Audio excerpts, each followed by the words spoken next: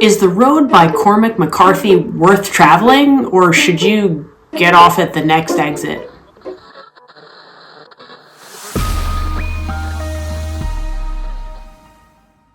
Hi, I'm Amanda, and this is Spineless Books, your one-stop shop for all things audiobook. The Road by Cormac McCarthy won the 2007 Pulitzer Prize. It's largely regarded as haunting, heartbreaking, and all kinds of other saddish adjectives. So, what is it about this book that grabs so many people, and quite frankly is a little bit polarizing? The book follows a father and son as they travel in a post-apocalyptic world to try to reach a warmer climate. That's it. That's the whole book. This is one of those interesting books where really kind of nothing happens. You follow this father and son on their journey, and they essentially face obstacles that you would assume would be faced on a journey in a post-apocalyptic world. But that's really all there is to this book. Yet, there's more to this. We don't know any details of how or why we are in this post-apocalyptic world. We don't know exactly when it happened. We don't know what happened. We don't know how it happened. The story just drops you in the middle of this time with this father and son.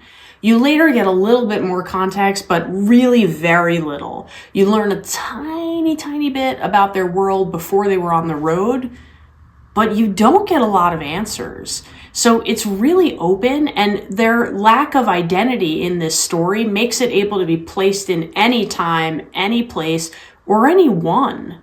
I found myself immediately swept up in the struggle that they were going through. They're frequently cold and hungry and frightened and worried and lost and all kinds of things, but they have each other, and that's really their biggest asset in this story. I was talking to a work colleague, and I mentioned that I had just finished listening to this book, and she's read it before and looked at me and basically said, wasn't for me. So what is it about this book that's so polarizing? Honestly, I think it's the nothing that happens. But her reaction, though initially I felt like, wait, really? Made me really think about it. What exactly is it that made me really enjoy this book? So here's what I've come up with. It's this relationship. You've got this father and his son, and they're in this unbelievable circumstance. For the son, it's all he's ever known, but the father has known life before this apocalypse. It's so interesting to hear through their very simple and very practical dialogue the way that they relate and come to understand each other. On top of that, the growth that the young boy goes through is so immense in this story, and I feel like you can really hear it in the dialogue. I think it's the kind of thing that's easy to miss if you're not really paying attention, but I had a little help, I have to say. In this audiobook, which is narrated by Tom Stettschulte, he really does an amazing job. He's great at the grizzled older man voice. That's sort of the standard voice of the book.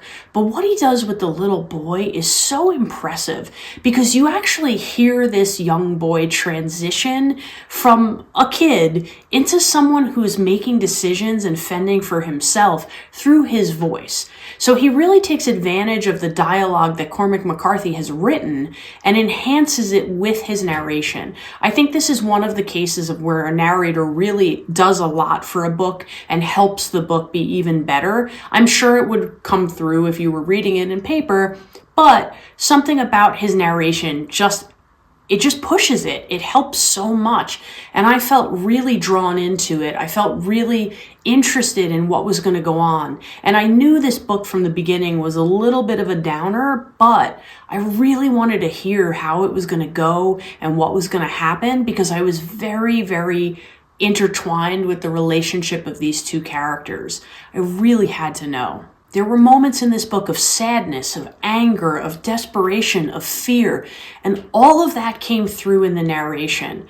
It all comes from good writing for sure, but with that good writing, we really got an amazing audiobook. I think another book that fits well in this category is Vaster Wilds by Lauren Groff. It's really, really different, but it has a couple of things in common, and I can imagine that that story is probably heavily influenced by The Road. It's essentially a run for your life story, but it's anonymous. Nobody has a name in either book. You don't really know where anyone is going in either book. You don't really know exactly how they've gotten to where they are in either book, yet there's something about survival and having to compete every day for your survival that's really compelling. It's a situation I truly hope I will never have to be in, but reading about it makes me think how very difficult it is for those who go through it. So I find these books really engage me, and I know they're not for everyone. I think as entertainment, not much happens in either story. So I can understand for those who are looking to read to be entertained fully that these are not a good fit. But to me, I get lost in the details of these sort of travel survival stories, and I really found both of them to be super exciting.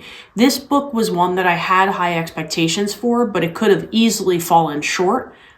I didn't find at any point, however, that I wasn't thinking it was great. I really felt immersed in the story. Now, one of the ways that I judge how much I enjoy a book really is about immersion. When I'm not really into a book, I start finding myself thinking about what's up next in my queue and what other things I'm going to read soon.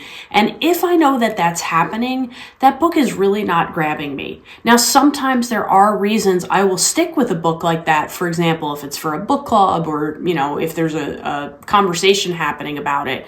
But if I'm not enjoying a book, there are so many books out there. Why would I continue to listen? As a matter of fact, I have a book right now that I'm listening to that's super popular, and I'm just not feeling it. So I'm not DNFing it just yet, but I'm going to pause. I have a book coming up for a book club that I have to read, and I'm going to read that and then see if I feel compelled to revisit it. If not, I'll DNF it at that point. But as a reader, I should be enjoying myself, and I should be feeling like I am engaged and interested in what I'm reading. Sometimes books are tough, and that doesn't mean they're not worth reading, but if I'm really not getting anything out of a book, it's okay to let it go. But remember, you might love what I hate and hate what I love. I don't know how you'll feel about The Road. I think it could go either way for a lot of people, but I really enjoyed it, and I think Cormac McCarthy's writing is pretty spectacular. So I hope you let me know in the comments if you've read it and you agree, or if you've read it and you disagree. But either way, tell me why. I hope to hear from you. I hope you like and subscribe. See you next time.